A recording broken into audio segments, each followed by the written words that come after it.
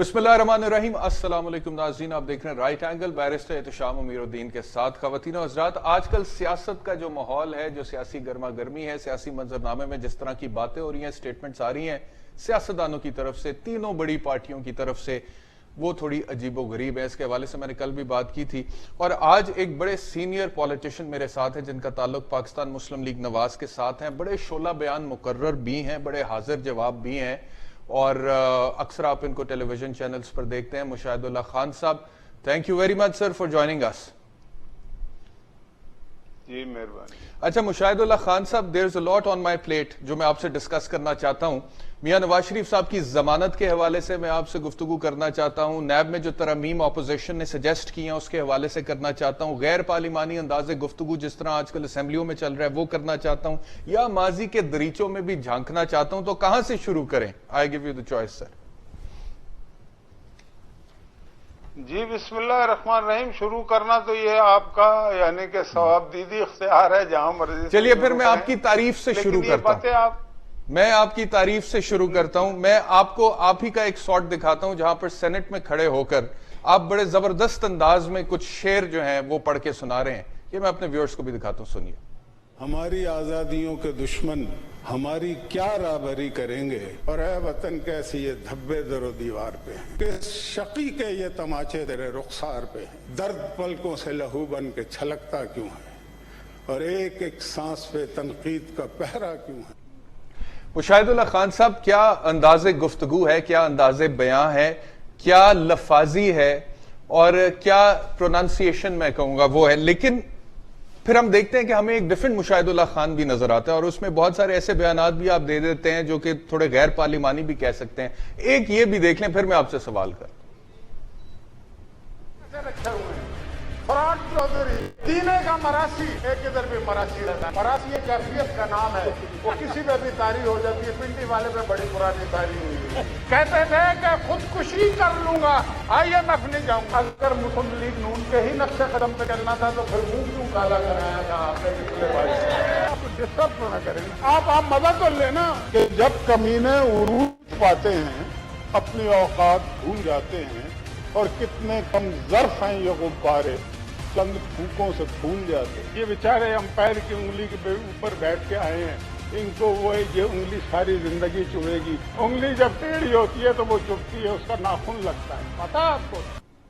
मुशाहिद साहब, ये आपकी शख्सियत का एक दूसरा पहलू जो मैंने अपने व्यूअर्स के साथ शेयर किया, जिसमें मिरासी, कमीने, उंगली, और आप थोड़ा सा मजा तो लेना है शेर का, इस तरह की बातें आप कर रहे थे। तो मैं सर आपसे सिर्फ ये सवाल पूछना चाहता हूं कि मैं कल ये बात कर रहा था कि हमारी नेशनल असेंबली का जो इजलास होता है, उसका जो बजट है, उसका जो एक दिन का खर्चा है वो 1 करोड़ रुपए से ज्यादा है। और सिंध असेंबली में जहां पर आजकल हेलमेट्स पहनकर वो PTI वाले एक जो थे MPA साहब उन्होंने दिखाया, वहां पर भी 18 लाख से ज्यादा खर्चा है। तो सर जो टैक्स के पैसों से, अवाम के पैसों से ये इजलास होते हैं, उसमें इस तरह की बातें ज्यादा और अवाम के जो इश्यूज हैं उसकी बातें कम होती हैं, ऐसा क्यों है? जी देखें, बात ये है अपना बैरिस्टर साहब कि ये जो आप फरमा रहे हैं, पहले भी कई दफा बहुत सारे लोगों ने कहा है कि इतने पैसे खर्च होते हैं। ये जरूर है, दुनिया भर की पार्लियामेंट है, उन पे पैसे खर्च होते हैं। दुनिया भर की पार्लियामेंट में जो कुछ होता है, अगर उसके लिहाज से आप तकाबली जायजा लें तो पाकिस्तान की जो पार्लियामेंट है वो बहुत ज्यादा महज़िब है। हमसे भी ज्यादा महज़िब और सिविलाइज्ड कुछ पार्लियामेंट जरूर हैं, लेकिन अगर अमूमी तौर पे ओवरऑल जायजा लिया जाएगा तो हमारे यहाँ मतलब के कोई सूरत हाल इतनी ज्यादा खराब नहीं है। इसको बेहतर करने की जरूरत जरूर है, लेकिन सियासत के अंदर परागंदगी जो है ये आती है। इसके जिम्मेदार कौमी लीडर भी होते हैं। माजी में भी ये चीजें रही हैं एक हद तक, लेकिन अभी एक मखसूस पार्टी ने आके, और उसकी क़यादत से शुरू होता है मामला, उन्होंने जिस हद तक यानी कि ये गर्मा गर्मी पैदा की है, तो उसके बाद उसके देखें मतलब कि गजल जब होती है तो जवाब गजल भी बहालत मजबूरी इसलिए करना पड़ता है कि कॉन्स्टिट्यूंसी सुन रही होती है। अभी आपने मेरे कुछ शेर सुनाए हैं कि जब कमीने उरूज पाते हैं, जिन्होंने लुगत पढ़ी है उन्हें मालूम है कि ये कमीना कोई ऐसा लफ्ज नहीं है। गालिब ने अपनी शायरी में इस्तेमाल किया, मीर तकी मीर ने इस्तेमाल किया, और बेशुमार। लेकिन किसी को भी अगर कमीना कहकर पुकारा जाएगा वो बुरा तो लगेगा ना उसे। मुशाहिदुल्लाह साहब। नहीं, ये बुरा कोई तो ऐसा लगना चाहिए अगर वो ऐसा इस तरह अच्छा की- लफ्ज तो नहीं है इस कि तरह अगर की आप हरकत किसी को ना करें। कमीना कहेंगे तो वो खुश होगा कि मुझे कमीना कहा गया है। तो उर्दू जुबान में तो और बहुत सारे ऐसे अल्फाज हैं जो कि बहुत नेगेटिव हैं, लेकिन लोगों को पसंद नहीं है कि उन्हें उन नामों से पुकारा जाए।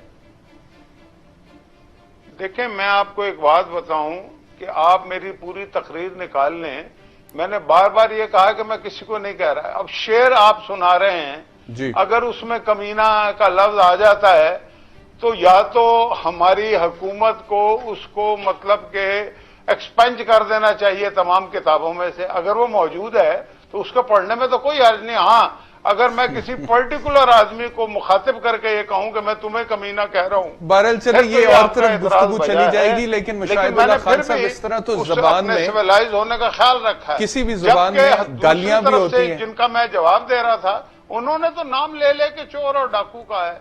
अच्छा, मतलब मैं आपसे अर्ज कर रहा था कि कमीना कहना गलत है, ये तो नहीं हो डिस्कशन सकता ना। किसी और तरफ चोर चली और जाएगी, डाकू लेकिन आप मैं आपसे जरूर अर्ज कहें, करूं अगर कोई चोर और डाकू है तो मुशाहिदुल्लाह आप साहब, मतलब कि तो फिर कैसे आप उन पे ये इसका फैसला मतलब कर है कि सकते फिर हैं? वो आपको चोर और अदालत डाकू नहीं भी है। तो उर्दू जबान के फिर जब लफ्ज इस हैं तरह की बातें मुशाहिदुल्लाह होंगी तो उसकी जवाब जाता है खान साहब। तो, लेकिन ये है कि बहरहाल ये कोई अच्छी चीज नहीं है इस लिहाज से। अगर जी, by going by your argument जो आप कह रहे हैं कि देखिए कमीना उर्दू जबान का लफ्ज है और ये शेर में मौजूद है, तो फिर चोर और डाकू जिसका जिक्र अभी आपने खुद ही कर दिया, ये भी तो उर्दू जबान के लफ्ज हैं। लेकिन जब पीटीआई वाले यही अल्फाज आपकी क़यादत के हवाले से इस्तेमाल करते हैं तो आपको बहुत ज्यादा बुरा लगता है। तो क्या फिर वो भी जस्टिफाइड है, उनके पास भी जवाज है कि वो इन अल्फाज का इस्तेमाल नहीं, करें, अगर आपके पास नहीं, कमीने का लफ्ज नहीं, इस्तेमाल उनके करने का पास- जवाज?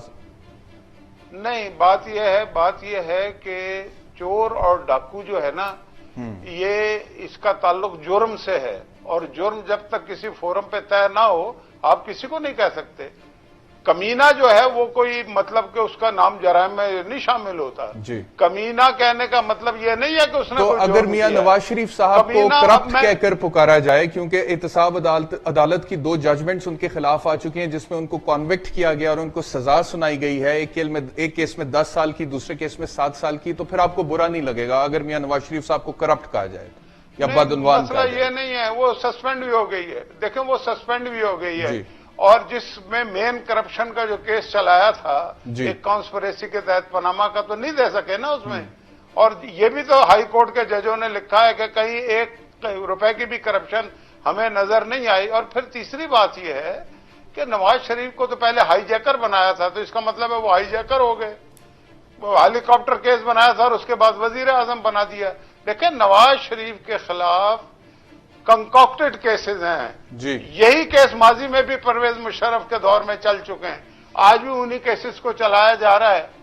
तो आप ठीक अच्छा, है, मुशाहिदुल्लाह क्या साहब, आप भुट्टो को पहले भी कभी कह किसी ने चुके हैं। कातिल कहा है क्या? मुशाहिदुल्लाह खान साहब, आप पहले भी कह चुके हैं कि नवाज शरीफ के खिलाफ सारे कंकॉक्टेड केसेस हैं, झूठे केसेस हैं, ये पैनामा नहीं, ये ड्रामा है। तो मैं आपसे सवाल पूछना चाहता हूं, अगर 1 मिनट के लिए मैं आपका ये आर्गुमेंट बाय कर लूं, मान लूं कि पैनामा नहीं, ये ड्रामा ही है, तो क्या वजह है कि नवाज शरीफ के खिलाफ ये केसेस चलाए गए? क्या वजह है कि नवाज शरीफ को सजा सुनाई गई? क्या वजह, क्या ज़हन, क्यों नवाज शरीफ के साथ इस तरह से किया जाएगा? और अगर आप ये कहते हैं कि ऐसा किया गया है तो आप बराह रास्त पाकिस्तान की अदालतों के ऊपर उंगली उठा रहे हैं कि वो किसी के कहने पर झूठे केसेस में गलत सजाएं सुना रही हैं मियां नवाज शरीफ को।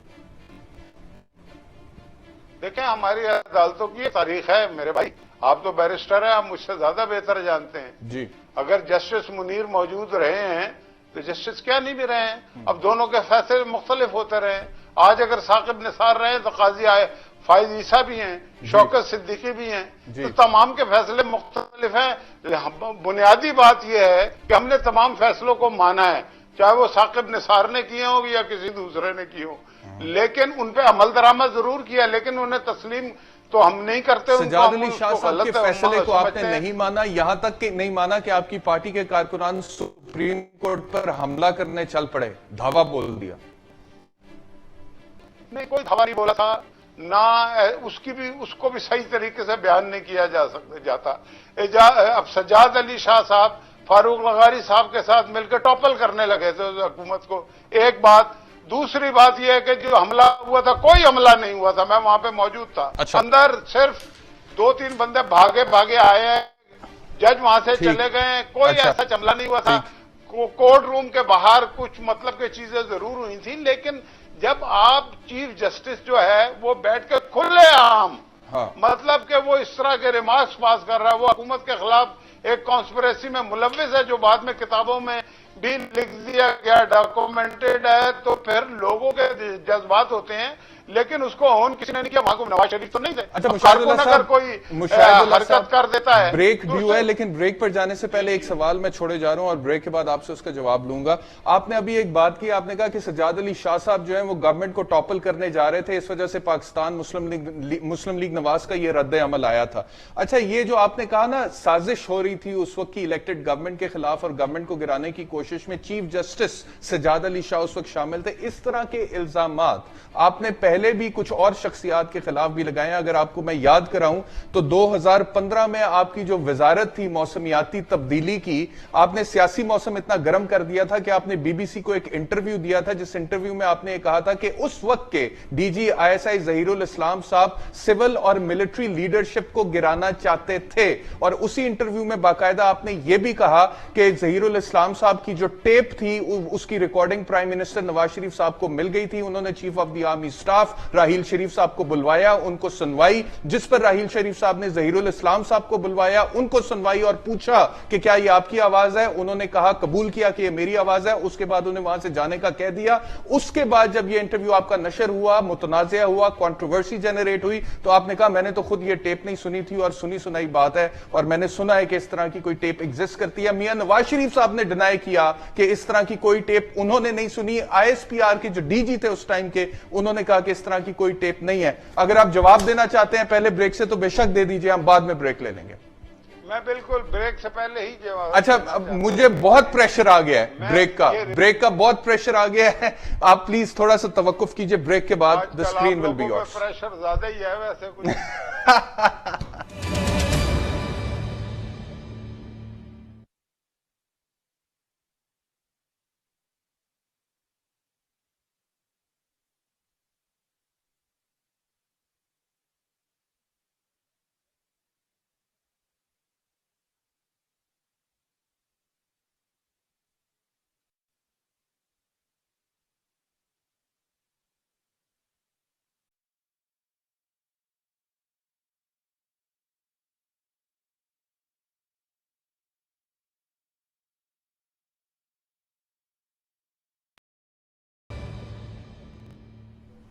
Welcome back. ब्रेक पर जाने से पहले मैं मुशाहिदुल्लाह खान साहब के लिए सवाल छोड़ के गया था कि इन्होंने इल्जाम लगाया था बीबीसी को इंटरव्यू देते हुए कि 2014 के धरने में जो पैट की तरफ से, तारुल कादरी साहब की तरफ से और पाकिस्तान तहरीक इंसाफ इमरान खान साहब की तरफ से दिया गया था, जहीरुल इस्लाम साहब जो उस वक्त के डीजी आईएसआई थे, उनकी एक साजिश थी कि वो उस वक्त की सिविल और मिलिट्री लीडरशिप को गिराना चाहते थे, जिसको बाकायदा तौर पर मियां नवाज शरीफ साहब ने भी डिनाई किया, chief of the army staff DG ISPR ने भी किया, और मुशाहिद साहब बाद में आपने भी कहा कि ये ऑडियो मैंने सुनी नहीं थी। और आज आप इल्जाम लगा रहे हैं कि सज्जाद अली शाह साहब गवर्नमेंट को गिराना चाहते थे। बिल्कुल गिराना चाहते थे, मैं कोई हवा में बात नहीं करता। और ये जो आप फरमा रहे हैं जहीरुल इस्लाम अब्बासी साहब की बात, ये मैंने कोई पहाड़ा नहीं सुनाया था या कोई अनहोनी नहीं थी। मुझसे पहले भी ये बात नजम सेठी साहब ने भी की थी, ब्रिगेडियर साइमन साहब ने भी की थी, और मैंने जो बात एक दफा मैं कर देता हूं, मैं उसको वापस नहीं लेता। तो आप उस पर कायम है?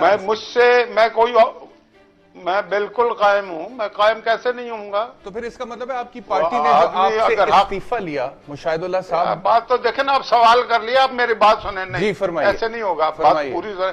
आपके सारे सवाल दुनिया सुन रही, जवाब मेरा कोई सुन ही नहीं रहा। नहीं आप तो फिर फायदा क्या? नहीं, बात यह है कि मैंने रिपीटेडली ये कहा कि मैं एक क्लाइमेट चेंज पे इंटरव्यू दे रहा था, उसके बाद उन्होंने कहा ये सालगिरह आ रही है धरने की, तो आपको उस वक्त क्या इतलात आ रही थी? मैंने कहा मुझे ये इतलात आ रही थी, और ये वाकई ये इतलात आ रही थी, मैंने बता दी। अब लोग बताते नहीं ना, बात नहीं करते लोग जो है वो, मतलब कि इसको मैं छुपा भी सकता था, लेकिन मुझे वाकई यही, उसने बाकायदा पर्टिकुलरली पूछा फलां डेट को आपको क्या इतलात मिल रही थी? मैंने कहा ये मिल रही थी फलां को, ये मिल रही थी फलां को। मैंने ये भी कहा कि मैं मौजूद नहीं था। मुझसे ये पूछा कि आप तो पता नहीं क्या क्या कह रहे हैं ना सवाल में, मुझसे ये पूछा गया जी जर्नल वो उस वक्त जो थे CNC वो इन्वॉल्व थे राहिल शरीफ, मैं कहा वो इन्वॉल्व होते तो फिर इन सारी चीजों की जरूरत ना पड़ती। जो मैंने कहा था ना उतना ही रखें बातों को। ठीक है, लेकिन दूसरी बात मैं आपसे ये करना, और मैं इस पर आज भी कायम हूँ। ठीक है, आज भी कायम हूँ, मैं पीछे नहीं हटता। इसका एक ज़िम्नी सवाल कर लूं आपसे। आके रुकसी, मेरी बात सुन लें, आपने पिछला भी एक सवाल किया हुआ, उसका भी मैंने जवाब पूरा नहीं दिया। आपने नवाज शरीफ के बारे में कहा, नवाज शरीफ के खिलाफ जो कॉन्स्पिरेसी हुई वो आज आश्कार हमने नहीं की, तारिक कादरी साहब के सेक्रेटरी जनरल ने कर दी है, MKM के लोगों ने कर दी है कि लंदन में साजिश हुई थी और इस मुल्क की मईशत को खत्म करना था, वो कर दी ना। आज मुल्क का जो हालात है, अगर नवाज शरीफ की तो हुकूमत बहुत अच्छी चल रही थी ना हर लिहाज से, लेकिन कौमी और बैनुल-अक़वामी सतह पर कॉन्स्पिरेसी हुई, पाकिस्तान को रोक लिया गया। CPEC के आज हालात देख लें, इस मुल्क की मईशत को देख ले, जिंदा दरगोर कर दिया। उसको एक तरफ रखते हैं, मईशत को एक तरफ रखते हैं, उस पर बात इसमें मुलव्विस वो लोग हैं। सुने उसमें बात में आएंगे, मेरी भी तो सुन लेना सर, मेरा भी तो सवाल सुन। आखिरी जुमला सुन लें, आखिरी जुमला सुन लें। इसमें तमाम वो लोग मुलव्विस हैं जिन्होंने एक लेजिटिमेट गवर्नमेंट और प्राइम मिनिस्टर को हटाने में, उसमें साकिब निसार का भी हाथ था, उसके जरिए से ये सारा काम कराया गया। तो हमें कोई मसला यानी नहीं है। कि ये एक और आपने बहुत बड़ा इंकशाफ किया। मैं ये कह रहा था, मुशाहिदुल्लाह खान साहब, आप कह रहे हैं कि अभी जो मियां नवाज शरीफ साहब को सुप्रीम कोर्ट से नाअहली की गई उनकी बतौर वजीर आजम पाकिस्तान और पार्टी की सदारत से भी वो साजिश थी, और उस साजिश में मियां साकिब निसार उस वक्त के चीफ जस्टिस का हाथ था। उसने वो मुंह से कह रहा है जी 4 MPOs को तो मैं यूं कर दूंगा, फलाने को ये, वो तो कोई बात छुपा ही नहीं रहा। और जस्टिस शौकत सिद्दीकी ने जो तकरीर की थी वो आपने सुनी थी, उसके बाद ये मजीद आपको सवालात करने चाहिए, तो सब कुछ तमाम हो गया। लेकिन जस्टिस शौकत कभी कभार कह देते हैं।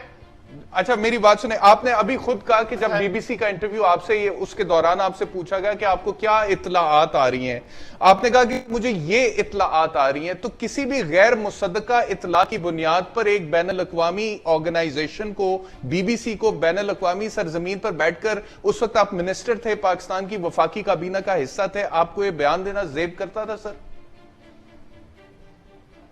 नहीं, मैंने कोई ऐसा बयान ही नहीं दिया। मुझसे पहले वो बयान आ चुके थे। ब्रिगेडियर साइमन तो आज भी पाकिस्तान फौज से वो पेंशन लेता है, उसने ये बात की, निकाल के देखें। अगर मुझसे उसने तो कहा कि मैं कह रहा हूं, मैंने कहा मैं नहीं कह रहा, मुझे ये इत्तलात मिल रही थी।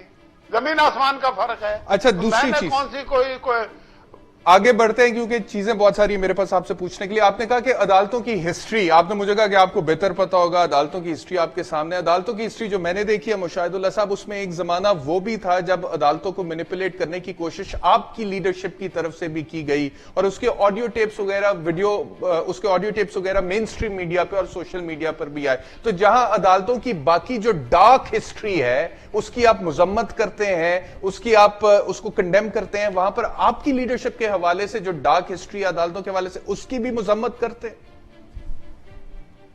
बिल्कुल करता हूं। मैं तो ये समझता हूं कि अदालतों को फैसले करने का वो एक इंस्टीट्यूशन है रियासत का, जुडिशरी एक सतून है, वो गलत फैसले कर सकते हैं और करते हैं। मैंने तो अभी बताया आपको। नहीं, मैं अदालतों की बात नहीं कर रहा, मैं आपकी लीडरशिप की बात कर रहा हूं। आपकी लीडरशिप, मियां शहबाज शरीफ साहब की जो ऑडियो टेप आई, सैफुर रहमान साहब की जो ऑडियो टेप आई, वही बात जी।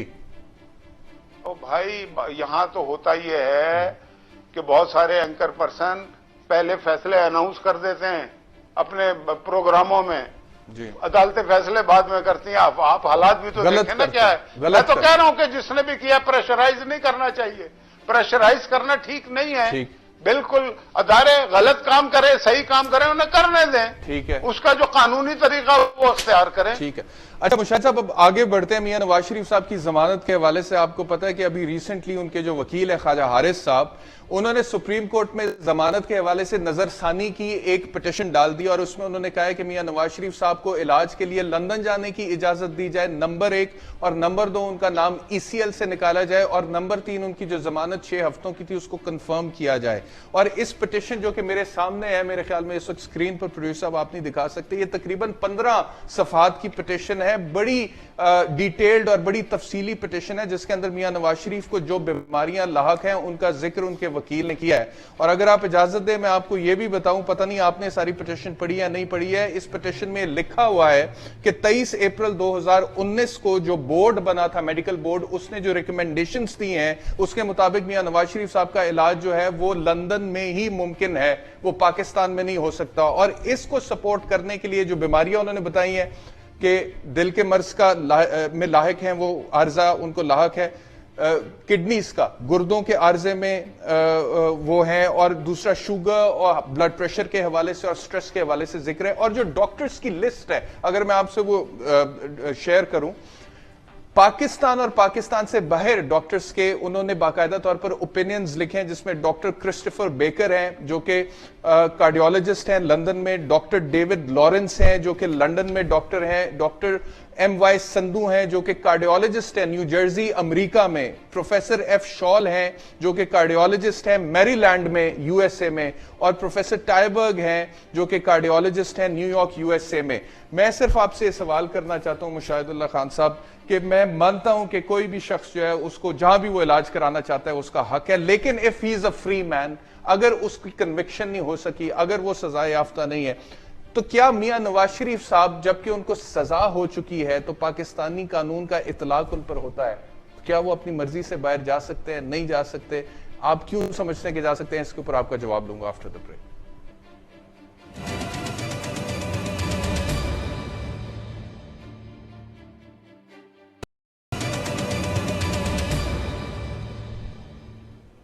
Welcome back. Mushahidullah Khan sahab, senior रहनुमा पाकिस्तान मुस्लिम लीग नवाज, हमारे साथ हैं। मुशाहिद साहब, ब्रेक पर जाने से पहले ये सवाल छोड़ के गया था आपके सामने कि सियासत पाकिस्तान में, हुक्मरानी पाकिस्तान में, इक्तदार पाकिस्तान में, वोट को इज्जत दो का नारा पाकिस्तान में, लेकिन इलाज लंदन में, आखिर क्यों?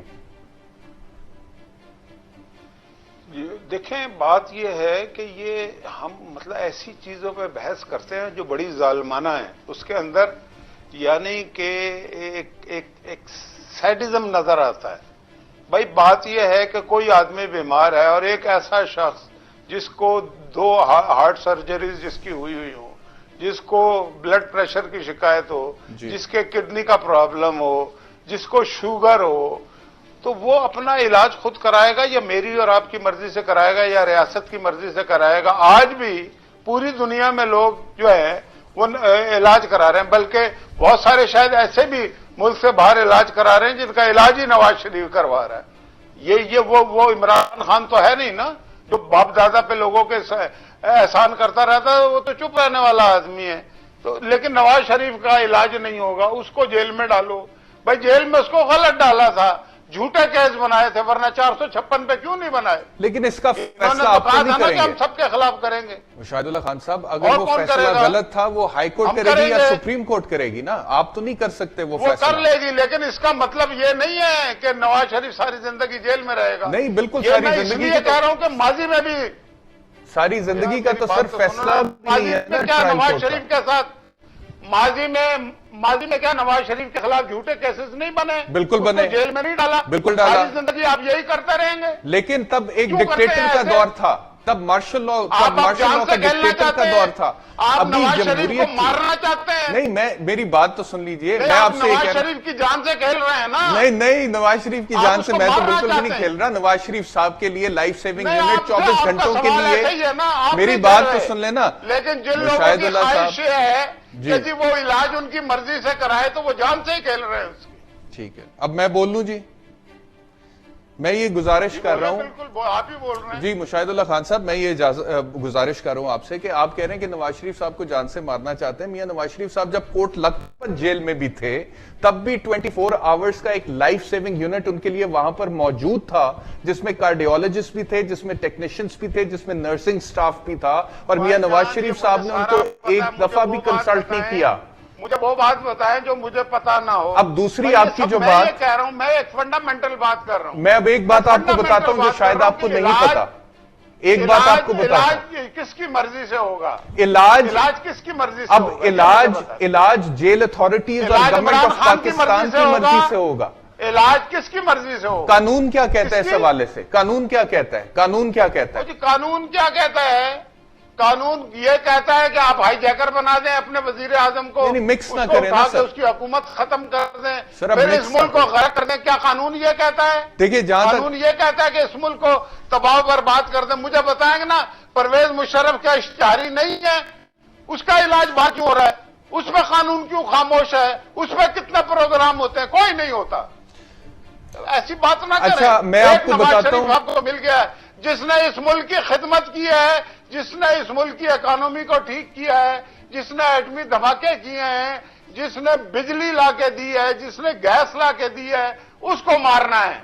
और जिसने इस मुल्क को टोटे किए हैं, जिसने अकबर बुक्टी को कत्ल किया है, जिसने लाल मस्जिद की है, जिसने तबाही और बर्बादी 70,000 लोग मरवा दिए, वो जो है उसको कोई पूछने वाला नहीं। वाह वाह वाह वाह, क्या मजेदार कानून है। अच्छा, पहली मैं आपकी इतला के लिए अर्ज करूं कि परवेज मुशर्रफ साहब का जहां तक ताल्लुक है वो भी अदालतों से इश्तिहारी है। नंबर एक, जिस तरह से हसन हुसैन नवाज साहब इश्तिहारी है, जिस तरह से इसहाक डार साहब इश्तिहारी हैं, जैसे वो नहीं आ पा रहे और अब नहीं आ रहे और हुकूमत पाकिस्तान उनको गिरफ्तार करके सामने अदालत में पेश नहीं कर पा रही, सिमिलरली परवेज मुशर्रफ साहब हैं। सर, कब मैंने कहा कि परवेज मुशर्रफ साहब अगर अदालतों के सामने पेश नहीं हो रहे?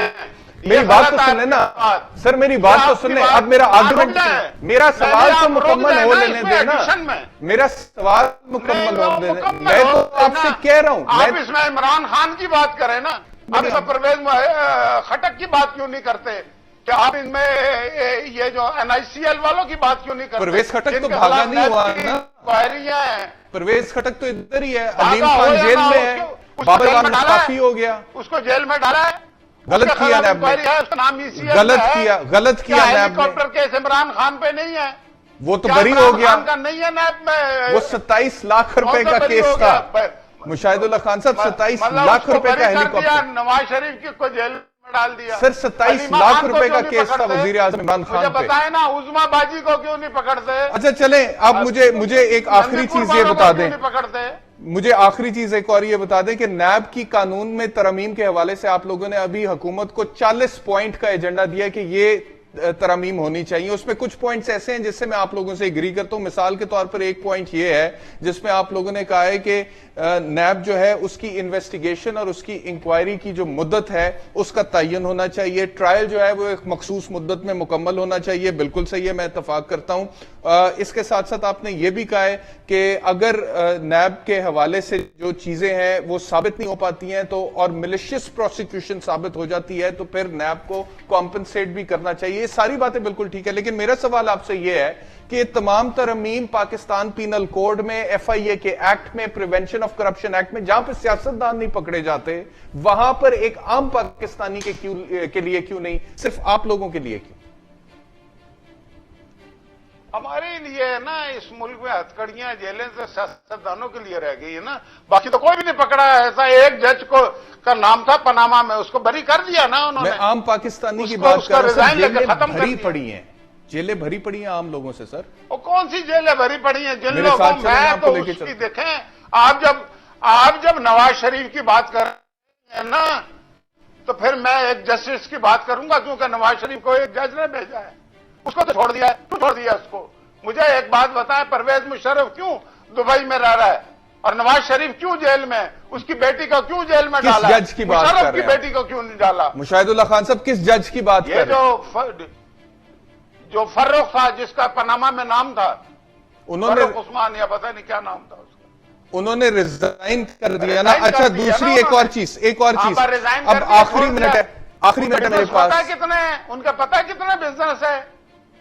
आपको पता है उनके कितने बिजनेस? मुझे नहीं पता। अगर आपको पता है तो आप नैब को दरखास्त दे सकते हैं। पता कराए ना भाई, सारा कुछ आप नैब को दरखास्त देना, पता लगेगा। आप नैब को दरखास्त दे सकते हैं। हम दरखास्त नहीं दे रहे, तो फिर बात भी ना करें। क्या दरखास्त दी थी जो आप फिर बात भी ना करें सर, दरखास्त आई थी ना। अच्छा सर, आखिरी सवाल, आपको नवाज शरीफ से और मरियम नवाज से जिस दिन फुर्सत होगी आपको पता लग जाएगा, दरखास्त देने की जरूरत नहीं। मुझे तो इतनी फुर्सत है कि मैं तो आम पाकिस्तानी की बात करता हूं। मेरा जो सवाल था आपने उसका तो जवाब दिया नहीं। मैंने नवाज शरीफ की बात की, मैंने नवाज शरीफ की बात की, आप मुशर्रफ पे चले गए, आप जज पे चले गए। नवाज शरीफ की बात करेंगे, नवाज शरीफ की बात करेंगे, आम Pakistani. Why don't you bring an amendment in the law Musharraf की बात करेंगे, मुशाहिदुल्लाह खान की साहब, बात ना करेंगे ना फिर आम पाकिस्तानी से मिलाएंगे। कानून में ये तरमीम क्यों नहीं लाते हैं कि ये सारी चीजें जो कि सियासतदानों के हवाले से नैब के कानून में होनी चाहिए, ये आम पाकिस्तानी के लिए भी होनी चाहिए, आम पाकिस्तानी के लिए। टारगेट चाहिए आपको सॉफ्ट टारगेट चाहिए। आम पाकिस्तानी क्या है भाई? खुदा ना खास्ता नवाज नवाज शरीफ शरीफ सॉफ्ट टारगेट है सर। अकेला मिला है आपको 21 करोड़ में। Nawaz Sharif is a soft target. ये सर ये भी एक ब्रेकिंग है। उसको झूठे केसेस बना के इमरान खान को लाके इख्तिदार में बिठाया। अंपायर की उंगली की बात उन्होंने खुद की थी, मेरे तो पास मैंने फिर जवाबी कार्रवाई की थी। मेरे पास वक्त बिल्कुल खत्म हो गया, मैंने नहीं बैठाया था उन्हें, वो खुद खुशी से बैठे थे। ये उंगली वाली बात आप पार्लियामेंट में कीजिएगा सर। मेरे पास वक्त बिल्कुल खत्म हो गया। मैंने पार्लियामेंट में जी बहुत शुक्रिया हमें ज्वाइन करने के लिए मुशाहिदुल्लाह खान साहब।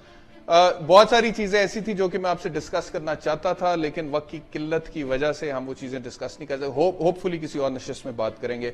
शो देखने का शुक्रिया। कल आपसे दोबारा मुलाकात होती है। अल्लाह हाफिज।